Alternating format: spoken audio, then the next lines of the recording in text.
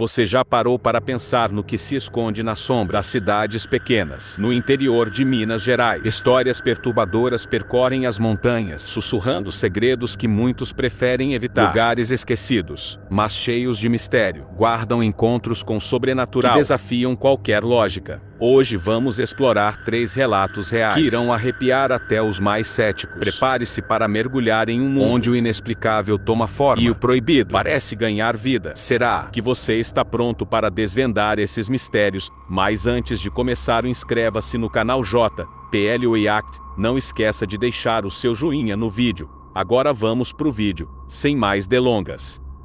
Uma lenda antiga despertava temor. A capela no alto da colina, construída no século XIX, estava abandonada há décadas. Diziam os mais velhos que o lugar era amaldiçoado. À noite, quem ousasse passar por perto podia ver luzes dançando nas janelas quebradas, sussurros que pareciam vir das próprias paredes. Júlia, uma jovem destemida e curiosa, não acreditava em superstições e resolveu explorar a capela, mesmo com os repetidos avisos da avó, que sempre dizia: há coisas que não devemos perturbar. A subida até a capela era íngreme e envolta em uma neblina espessa que parecia surgir do nada. Júlia carregava apenas uma lanterna e sua coragem juvenil. Cada passo parecia mais pesado e o ar, cada vez mais denso, trazia um frio cortante que penetrava até os ossos. Quando chegou ao topo, encontrou a porta que sempre estivera trancada, ligeiramente aberta, como um convite sombrio. Hesitante, ela empurrou a madeira rangente e entrou. O cheiro de mofo misturado, algo metálico e azedo, a fez segurar a respiração. Lá dentro, o silêncio era tão absoluto que parecia sufocá-la. A luz da lanterna revelou um interior decadente. Paredes manchadas pelo tempo e um altar coberto de poeira pareciam testemunhas de algo terrivelmente errado. No centro do chão de pedra, Júlia viu símbolos gravados que formavam um círculo. Eram intricados e desconhecidos, pulsando com uma energia quase palpável. Enquanto tentava entender o significado das marcas, ouviu o primeiro som, um sussurro baixo e arrastado, como se alguém estivesse muito perto dela. O som ecoava pelas paredes, mas Júlia não conseguia localizar sua origem. Quando levantou a lanterna em direção ao altar, viu um vulto. Era alto, encapuzado, e tinha olhos que brilhavam em um vermelho intenso. A figura estava parada, imóvel, mas sua presença encheu o ambiente com medo primal que Júlia nunca havia sentido antes. Paralisada, ela tentou gritar, mas sua voz não saiu. O sussurro tornou-se mais forte, preenchendo sua mente com palavras incompreensíveis, enquanto o vulto parecia se mover sem realmente andar, aproximando-se dela de forma sobrenatural. O instinto de sobrevivência falou mais alto, e Júlia correu para a porta, enquanto tropeçava nos degraus que levavam ao lado de fora. Ouviu uma risada que parecia vir de dentro de sua própria cabeça. Quando se virou para olhar a capela, ela estava novamente em silêncio, como se nada tivesse acontecido. O candelabro estava apagado, e o vulto havia desaparecido. Mas Júlia sabia que o que viverá não era fruto de sua imaginação. Nos dias seguintes, a jovem percebeu que algo havia seguido. Objetos se moviam sozinhos em sua casa, e sombras espreitavam pelos cantos. Durante a noite, os sussurros voltavam, chamando seu nome. A situação tornou-se insuportável quando as marcas do chão da capela começaram a aparecer nas paredes de seu quarto, brilhando em um vermelho ameaçador. A avó de Júlia, finalmente convencida de que algo estava errado, chamou um padre para benzer a casa. Durante o ritual, a atmosfera tornou-se insuportavelmente densa. Quando o padre começou a recitar as orações, as marcas nas paredes começaram a pulsar, como se estivessem vivas. De repente, o homem desmaiou e um vento gelado percorreu a sala, apagando todas as velas. Júlia, aterrorizada, viu pela janela o brilho vermelho que haviam encarado na capela. Estava ali à espreita, esperando. Desesperada, ela decidiu abandonar São João do Jacutinga. Porém, mesmo em outra cidade, as manifestações continuaram. Os pesadelos tornaram-se mais frequentes, e os sussurros agora não a deixavam nem durante o dia. Era como se algo tivesse se ligado a ela de forma permanente. O que quer que fosse aquela entidade, parecia decidido a nunca deixá-la em paz. E você teria coragem de desafiar os segredos proibidos de um lugar amaldiçoado? O próximo relato trará outro mistério sombrio do interior de Minas Gerais, revelando que o desconhecido é mais perigoso do que imaginar. A casa na beira do rio.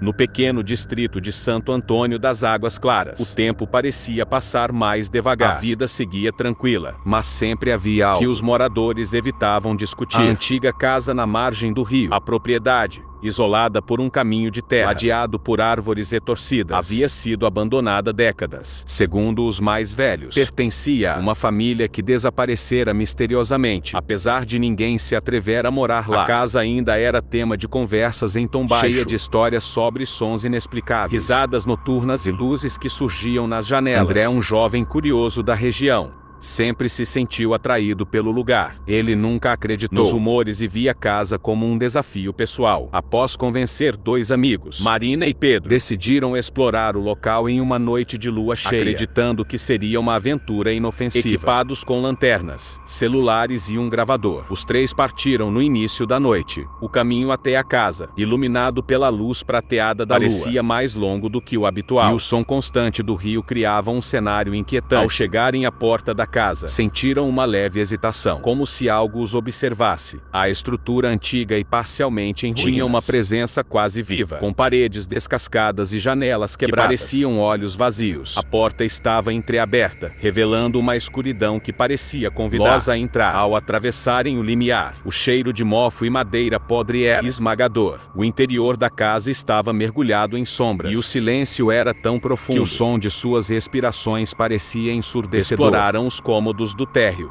que pareciam congelados no tempo. Móveis cobertos por lençóis desgastados formavam silhuetas que lembravam figuras humanas. Um espelho quebrado refletia apenas partes dos três, criando uma sensação de desconforto. Em certo momento, Marina parou abruptamente. Ela jurava ter ouvido passos vindos do andar superior. André, em sua confiança juvenil, sugeriu que subissem para investigar, enquanto Pedro hesitou, sentindo que algo estava profundamente errado naquele lugar. O andar superior era ainda mais sombrio. O corredor principal estava alinhado com portas fechadas, exceto por uma no final, que balançava levemente, como se fosse empurrada por uma brisa inexistente. Ao entrarem, encontraram um quarto completamente vazio, exceto por uma cadeira virada para a janela que dava para o rio. A atmosfera era sufocante, e a lanterna de Pedro começou a piscar. Subitamente, ouviram um riso suave feminino ecoando pelo quarto.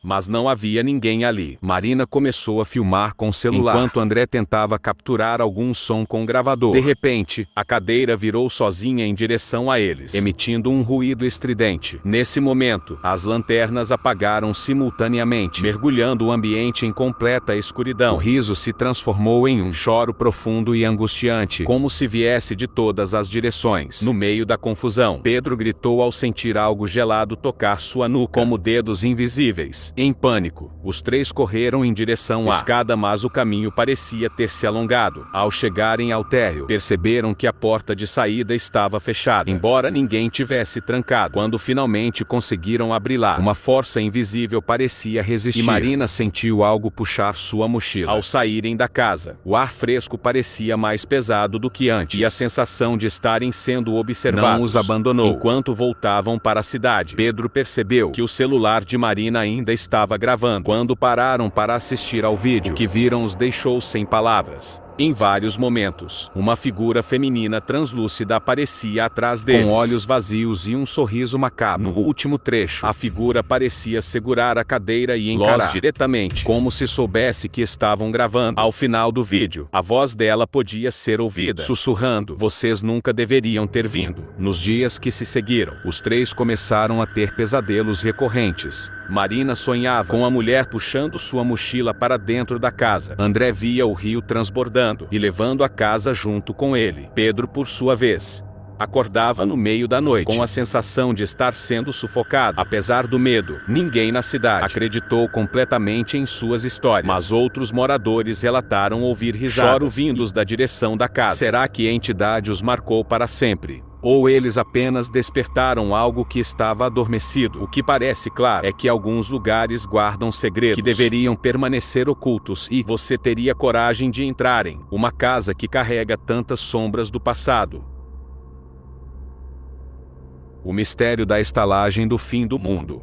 na esquecida comunidade de Pedra Vermelha, localizada em uma área remota do interior mineiro. Havia uma construção que os locais evitavam mencionar: a estalagem do fim do mundo, erguida no início do século XX. A hospedaria foi abandonada após uma série de eventos inexplicáveis, boatos de desaparecimentos, mortes sem explicação e gritos vindos de seus corredores. Por décadas, para os moradores, a construção representava mais do que uma ruína, era um portal para o desconhecido. Leonardo, um pesquisador apaixonado por fenômenos paranormais, viu na estalagem uma oportunidade única. Ele havia lido relatos sobre o lugar em jornais antigos, histórias dos moradores que o advertiram para não se aproximar, mas a fascinação pelo mistério falou mais alto.